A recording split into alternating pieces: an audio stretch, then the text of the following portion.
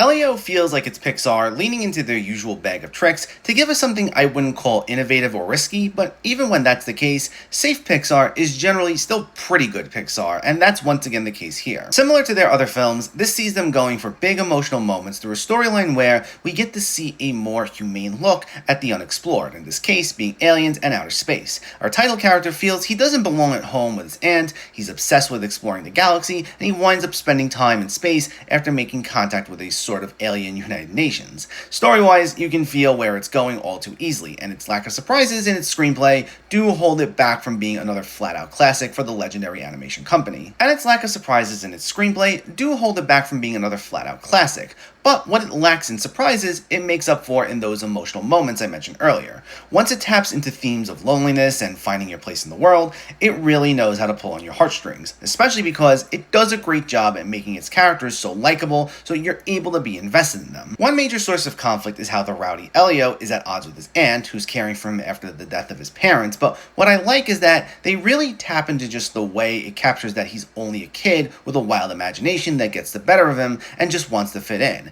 as opposed to being so rambunctious to the point of unlikable and then having some sudden character shift. Same with his aunt, voiced nicely by an always reliable Zoe Saldana. Even though she struggles with reining him in, we can clearly see she's someone who's trying so hard to make things work. And even when she goes through putting him in a summer camp, which is where Elio winds up connecting with the aliens, you can see it actually bothers her to do it after trying to have heart-to-hearts with him. I thought in terms of its character development, that's where this excelled, and allowed it to hit you hard when it leans into those emotional moments even more in the third act. Most of the alien characters are cute and they're played for laughs with very quirky personalities, and I'd say kids will probably enjoy a lot of their humor more than adults. It's a lot of them just having odd deliveries or having very whimsical personalities, and it's cute. They're all likable, even if the humor is not really laugh out loud hilarious. But again, for how good of a job they do with the main alien Elio interacts with, another kid named Gordon, when it goes for big emotional beats, it works. And then of course, another big highlight, which is always the case even in a weaker Pixar film, is the animation is absolutely wonderful. The bright color palettes and attention to detail when exploring outer space and all those related settings